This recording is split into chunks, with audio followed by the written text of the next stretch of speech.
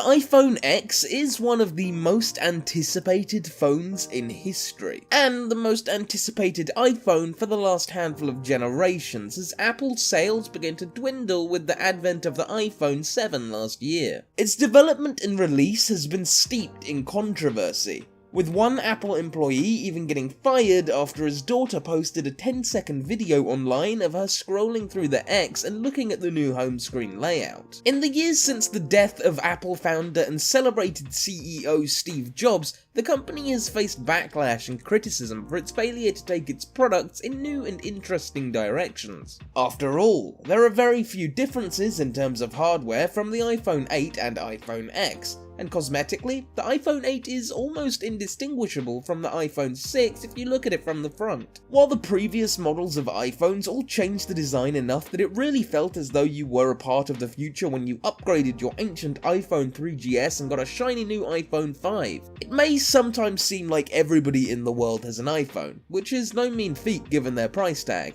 and the few people who don't subscribe to the Apple craze are left constantly having to defend their position. But as always happens every autumn when a new iPhone is released, the Apple haters and fans alike come out of the woodwork and begin to pick apart the new features while slandering the specs of their old phone that they cherished so much before. It's around this time that an old theory resurfaces, one which has been gathering more and more traction as iPhone sales and changes to the models appear to decline. The idea that the iPhone breaks every 2 years, thus forcing you to go out and buy a new one. There are people who lined up for hours to get their hands on the new iPhone X and its wall-to-wall glass casing, and there are others who still rely on their now ancient 5th generation phones which are now over 5 years old to get the job done. Like most products, if you take good care of your iPhone, it will probably last you a while. Well, and if you have enough patience to wait for the additional time it will take to do anything. But is there any real truth behind this idea that iPhones mysteriously break? Well, to put it simply, yes. Apple admitted recently that their warranty only covers iPhones for 12 months of use, meaning that if it breaks after that, you'll have to pay the gargantuan repair costs yourself. To put that into perspective, if you are one of the people who shelled out for the iPhone X, if you were to break the glass screen and back on it, that would cost you a whopping £300. Given the infamously fragile nature of iPhone screens, this is a ridiculous amount of money, and you could be spending thousands if you accidentally drop your phone a few times. It's that, or you pay for an additional extended warranty, which is no small fee, though it will cover you for all the damage Apple expect you to do to one of your most important possessions. This is just adding insult to injury when Apple have found themselves at the center of multiple scandals involving their new releases. Who could forget such problems like the iPhone 6 Plus bending when you kept it in your back pocket, or the biggest change they've made, which has left many users still hurting, removing the standardized 3.5mm headphone jack. While the headphone jack was a mistake they made on purpose, the 6 bending was not. The bending at least would have been covered under your warranty, but it does portray the fragility of these devices. Furthermore, was an issue which also plagued the 6th generation of products, something called touch disease. Not as contagious as it sounds, but Apple were quick to pass the blame off on people mistreating their phones rather than their own shoddy designs. This touch disease meant that the iPhone touch screen began to flicker and stop working, and Apple released a statement saying that this was because the phones had been allegedly dropped repeatedly and not taken care of. They said that they would very generously fix the problem for the measly sum of £146.44. With the threat of a resurgence of this touch disease hanging over the heads of many unfortunate customers, the obvious thing to do at the time, which just so happened to be around the same time that the iPhone 7 was released, was to buy a new phone, putting even more money into Apple's pockets. So Apple admit that after some time, their phones are plagued with problems, and you're probably wondering why this is. You may have had a computer or a television for quite a few years now, which seems to be in very good working order, and gaming console generations tend to last relatively well for quite some time, with the PlayStation 3 being released in 2006 and the PlayStation 4 not until 2013, with only the PS3 Slim tiding people over between different generations. So it's possible to make devices which are sturdy and last, and with this in mind, it's easy to wonder what kind of crafty methods Apple are employing to make sure their phones go kaput and make you need to buy a new one.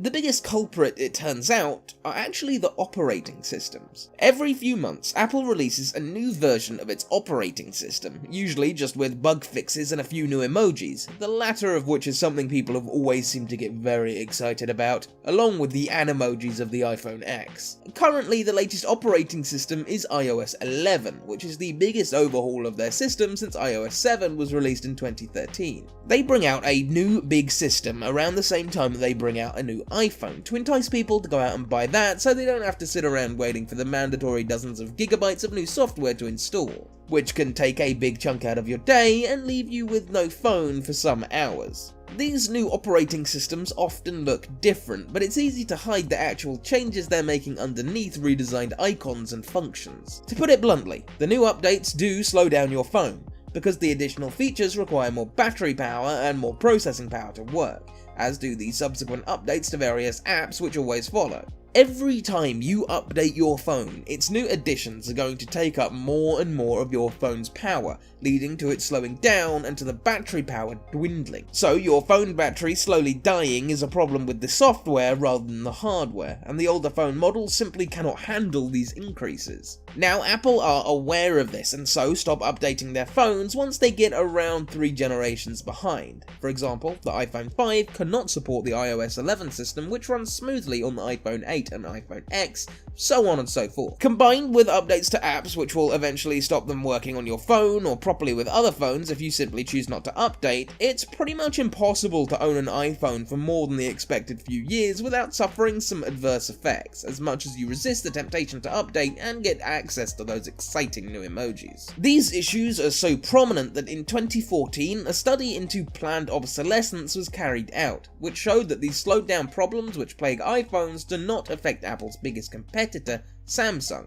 As for other rivals like Google, their Pixel is only on its 2nd generation, so we'll probably have to wait a few years to see what happens there. It's very hard to judge whether it really would be impossible to keep advancing the OS without slowing down old models, especially when it's something Apple probably won't want to admit. But perhaps their track record with drastic changes speaks for itself. I already mentioned the much discussed elimination of the headphone port, which opened up a whole new window for Apple to sell their lightning cable headphones and lightning cable to 3.5mm adapters, which cost all of £9. It's a lot for a very tiny and basic piece of equipment.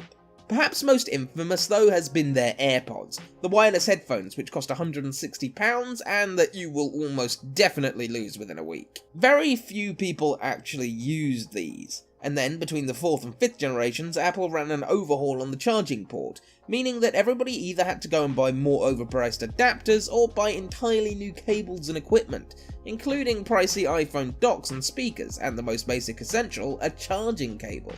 Now, the glass back of the iPhone 8 and X enables wireless charging, and an Apple brand charging pad will cost you a pretty penny. With these money-making hardware scams in mind, is it so hard to believe that Apple would pull the same trick with their software?